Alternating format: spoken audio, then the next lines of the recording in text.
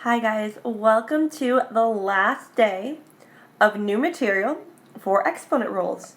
Congrats on how far you've gotten so far. We are going to do problems that are like 9 through 12 on your homework today. So we're going to introduce the last property, and it's the power of power property. So what do you do when you have that exponent there like a 2, or the 4, or the 2, or the 2, or the 3? How do we simplify that down? Well, that's what we're going to be talking about today. So we're going to finish up our note sheet here today and solve. So, a couple different things you can do is we are going to always get rid of the exponent first, okay? Just like order operation, please excuse, my exponent comes first. So what does that mean? Well, that means you need to distribute it to every single thing in there. So what that looks like is I have x to the negative 2 times 2 over x to the 3 times 2. So x to the negative 2 times 2 over x to the 3 times 2. So an exponent just means to multiply it by the other ones, okay? Something we've done before we should be fine with. So now I'm going to multiply those through. So I get x to the negative 4 over x to the 6. Okay?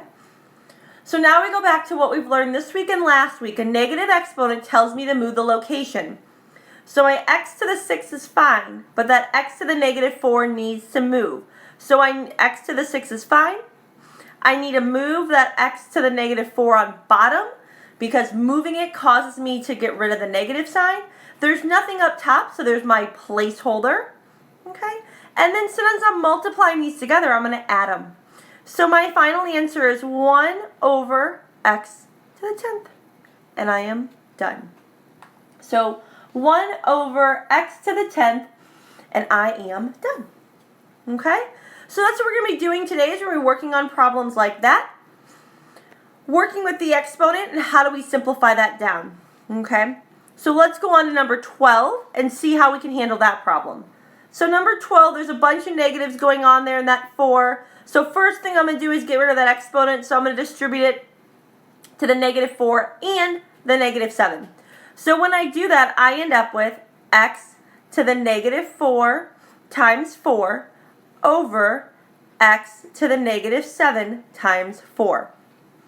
Okay, because it gets multiplied by the exponents every single time.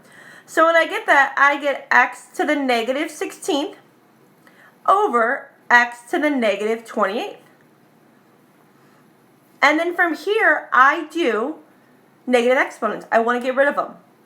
So that negative 16 needs to come on bottom. That negative 28 needs to come on top.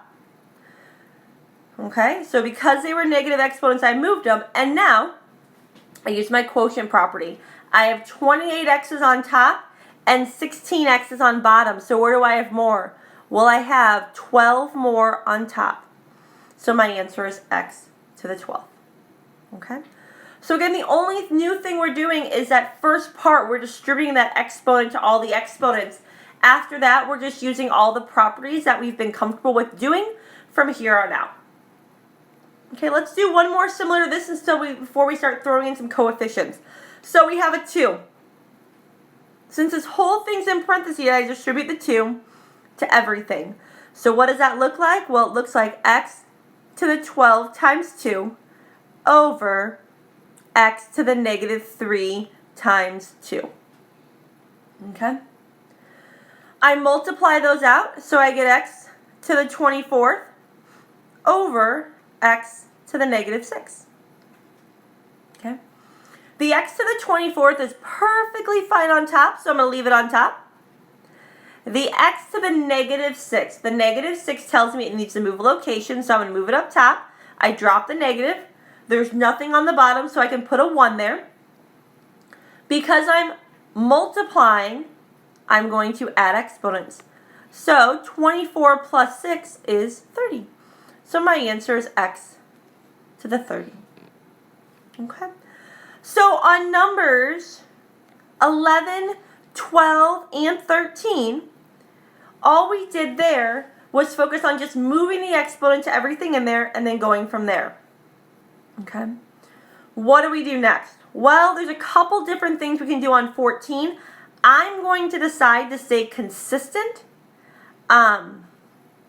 with what we've already done, but you could simplify inside the parentheses first. It would probably be easier to do that, but again, I prefer consistency first. Make sure we understand what's going on, and then showing the different tricks. So let's get started on number 14. Okay, so I'm looking at 14, and I know that x doesn't have an exponent, so I'm adding it. That doesn't have an exponent, so I'm adding it. And that doesn't have an exponent, so I'm adding it. Okay? Well, you know what I'm going to do first is I'm going to handle my numbers. So what I'm going to do first here is handle my numbers. And I know that 17 over 4, I'm going to put this over here. I know that 17 over 14 is the same thing as 1/2. Divide by 2, divide by 7, divide by 7. So I'm going to rewrite that problem. So if you can simplify down your numbers first, do it.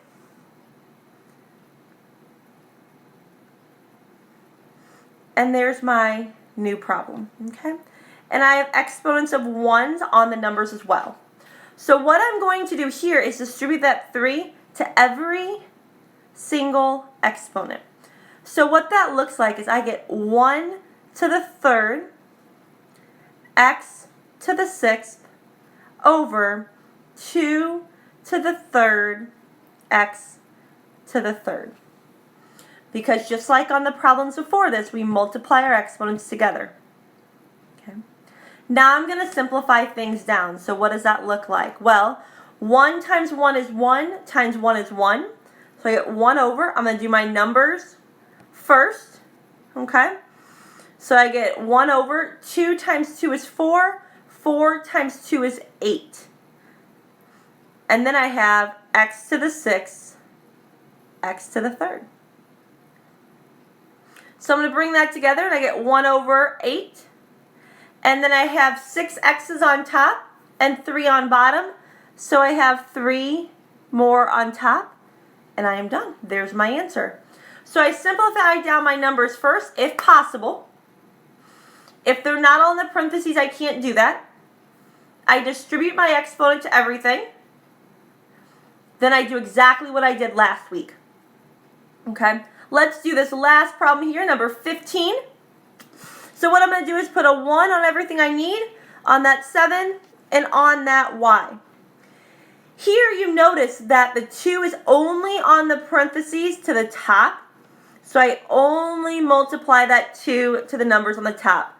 So I get 7, 2, x, 4, y, 2, over x, negative 6, y, 3. Okay? Because the 2 only went to the numbers on the top. Then from here, I'm going to see what I can do. Well, 7 times 7 is 49. X to the 4 is fine on top, right?